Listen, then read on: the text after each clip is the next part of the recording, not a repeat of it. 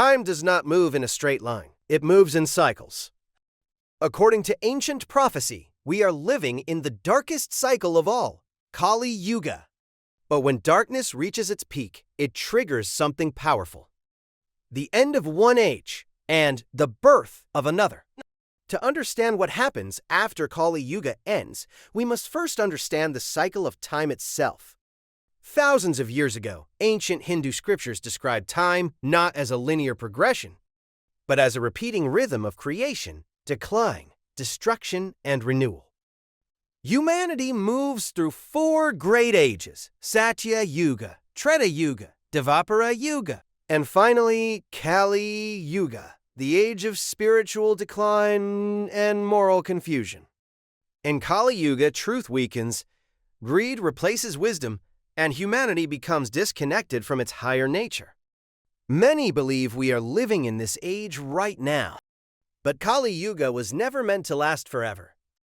The Vishnu Purana and Bhagavata Purana describe a turning point, a moment when corruption reaches its peak, when balance collapses, and when humanity stands at the edge of its own consequences.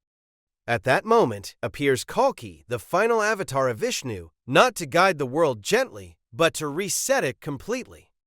Described as a divine warrior riding a white horse and carrying a blazing sword, Kalki symbolizes the removal of accumulated darkness. His arrival marks not random destruction, but cosmic correction, the restoration of balance after extreme imbalance. And after this, reset comes renewal. The end of Kali Yuga gives way to Satya Yuga, the age of truth and harmony. In Satya Yuga, righteousness stands firm, deception fades, and humanity lives in alignment with natural and spiritual law. It is described as a golden age where consciousness rises, society stabilizes, and peace becomes natural rather than rare. Time, according to this philosophy, is cyclical.